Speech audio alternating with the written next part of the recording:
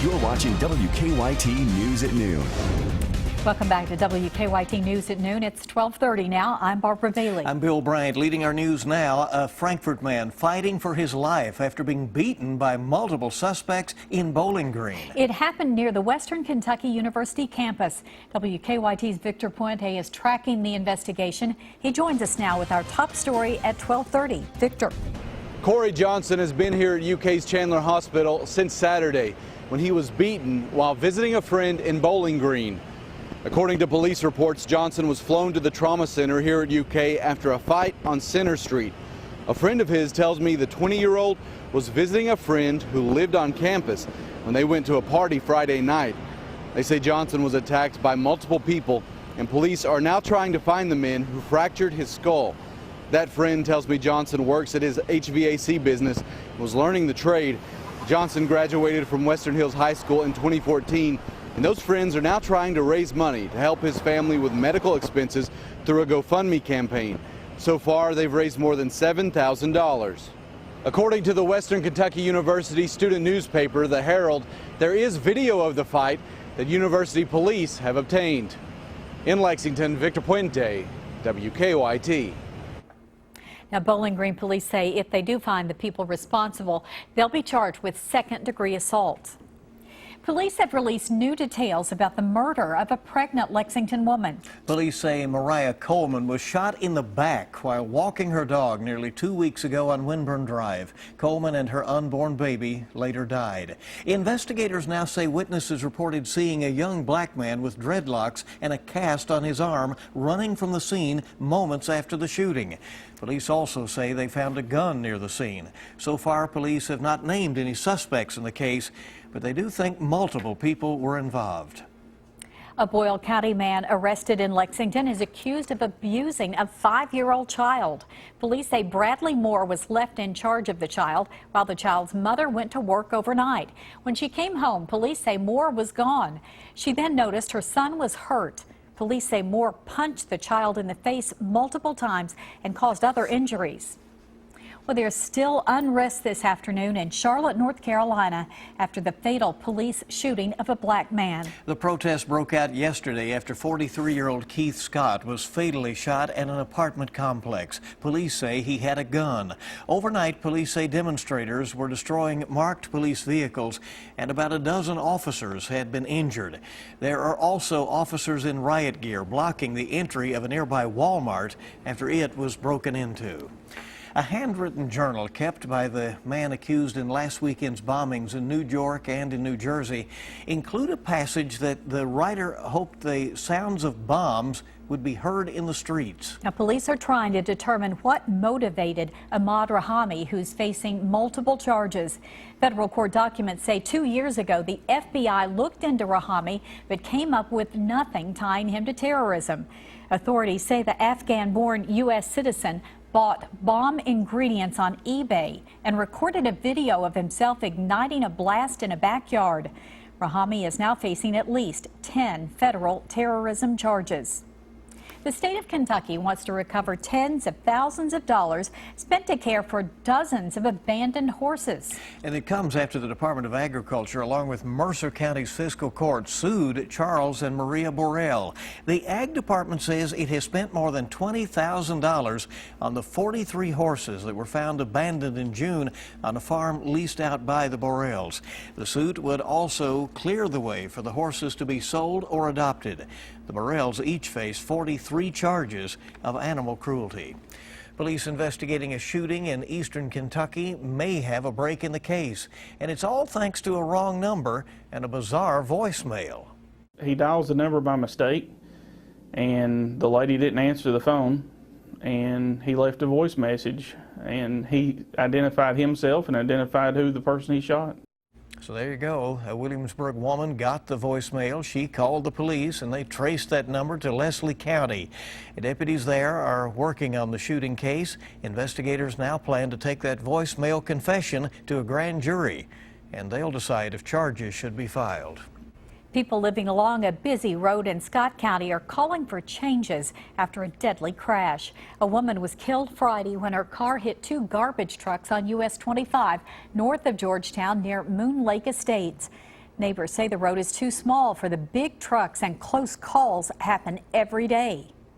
The worst part is coming around the curves because you never know. I mean, I've almost been hit, I don't know how many times. The sheriff says he plans to talk to the mayor and judge executive about the road concerns. It's a state road, so any changes to speed limits or expansion would have to go through Frankfort first.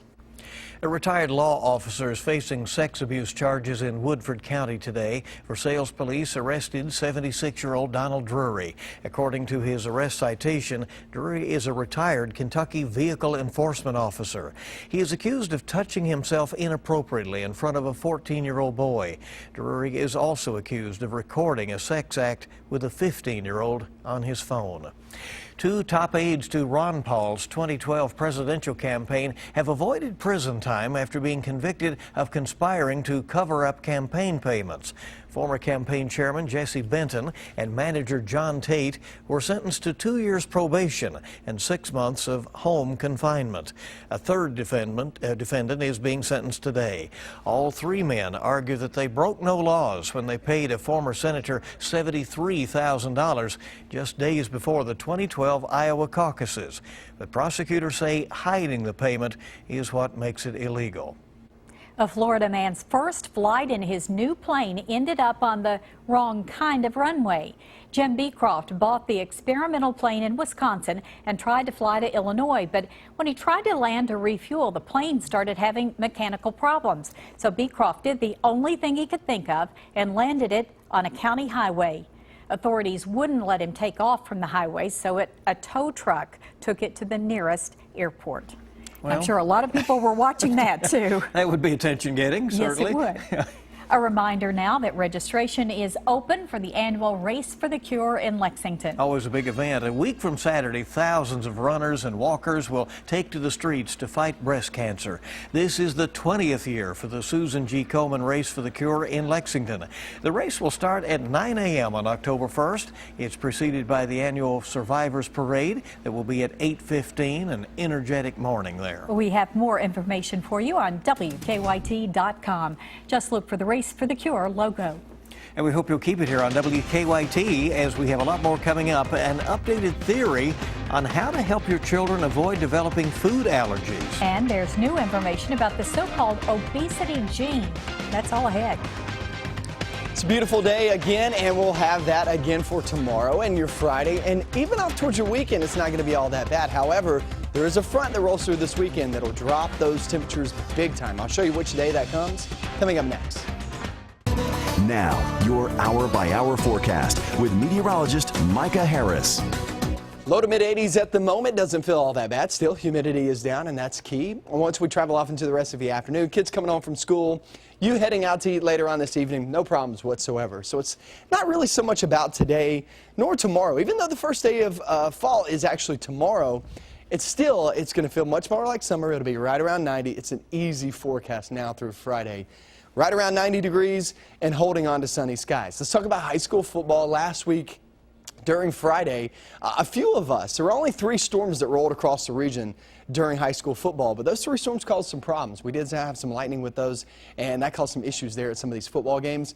Not this Friday. Everybody has a green light heading out to high school football this Friday. It looks pretty good. It's going to be slightly warm there for the start, roughly 80 degrees, and then we head off towards your weekend there for all these festivals going on. Chicken Festival, World Chicken Festival, Crispy Day, 90 degrees there on Friday. I know you guys kick off tomorrow. Tomorrow, 90 degrees.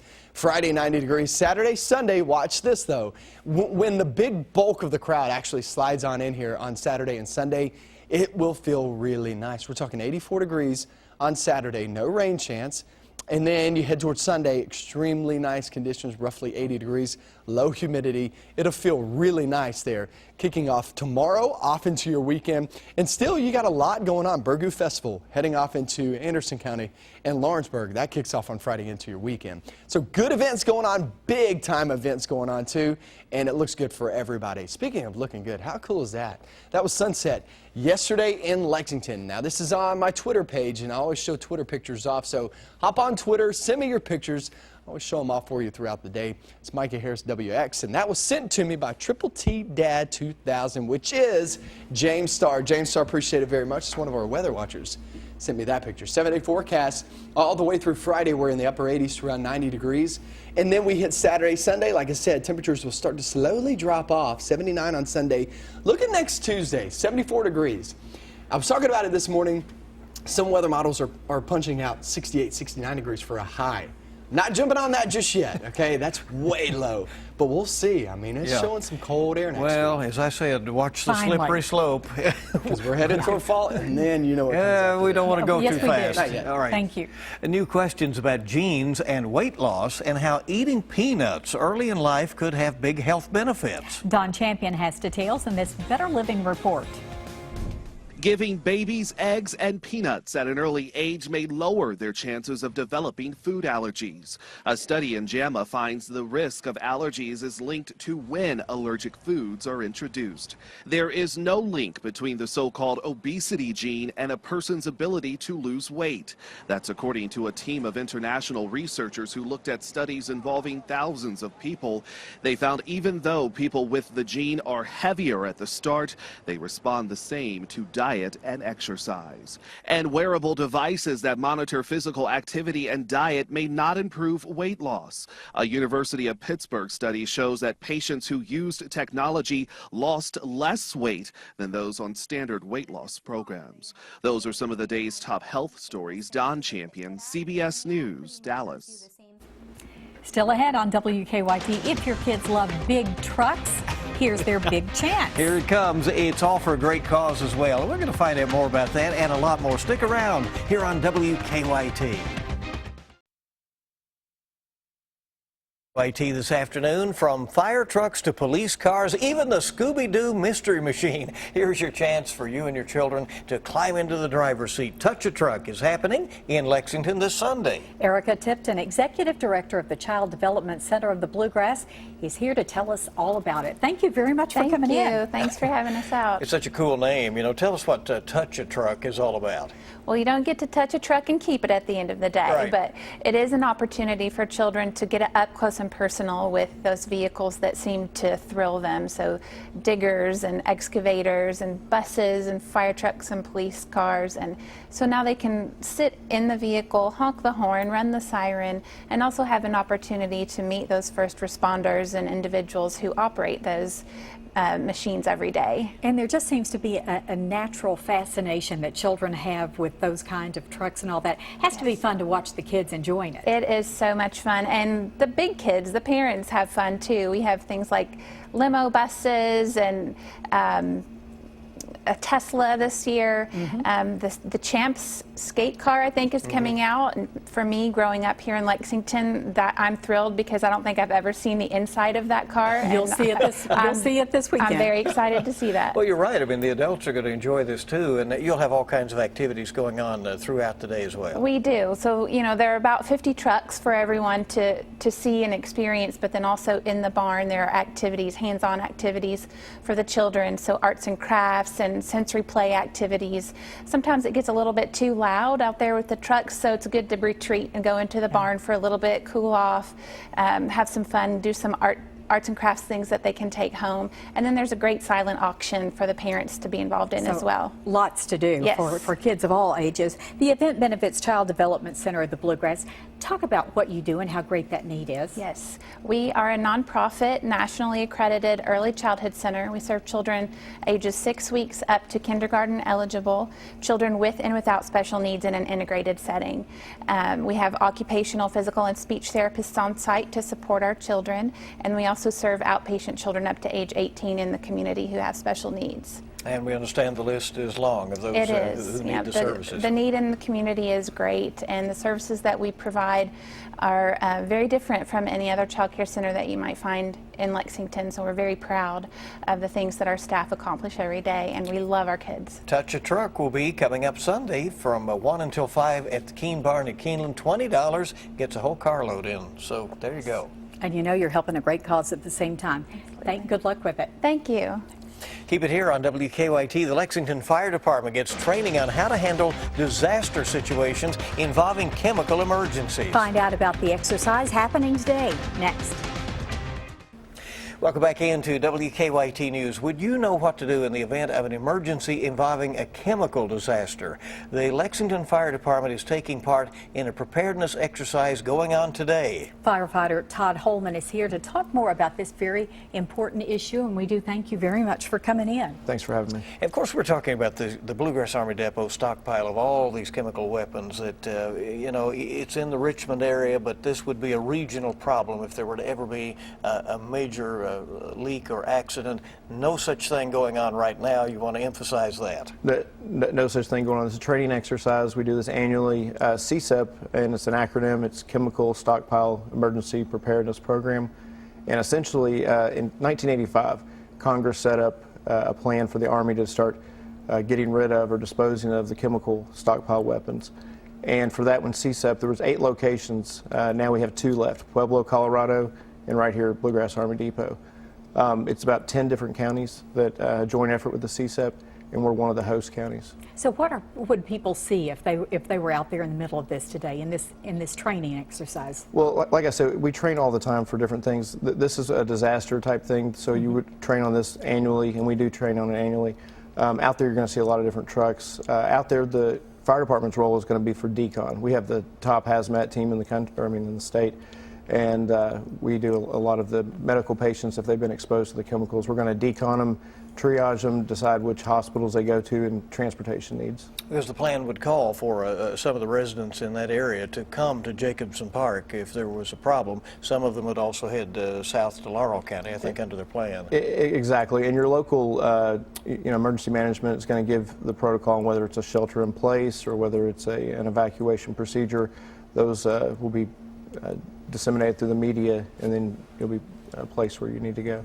Whenever you are doing something like this, training just in case something happens, you also want to be very careful that people understand it is a training exercise. Exactly. Like I said, the Lexington Fire Department, we train all the time. The things we encounter, 125 to 150 runs a day, medical and fire. This is something that we also have to be prepared for. Disaster can strike at any time. Again, you make the point that the goal here is to get those chemical weapons destroyed and gone in the next few years, and that process is underway now. Exactly, and they've reduced it. As you can see, they're down to two spots, and fortunately or unfortunately, however you want to look at it, we're one of the 2 spots left. But if there were a real emergency, citizens would be notified, so people would know if it was the real thing. Exactly, and we'll use media outlets like your station and others, where your local EMA will announce those plans. I think in Madison County, we were talking earlier, you have one of the radios at your house. Yeah, people there, anyone in that area of the evacuation zones, they have those. Thanks for coming in. It's something we hope never happens, but you have to be prepared. Thanks for having me. Thank you. Thank you.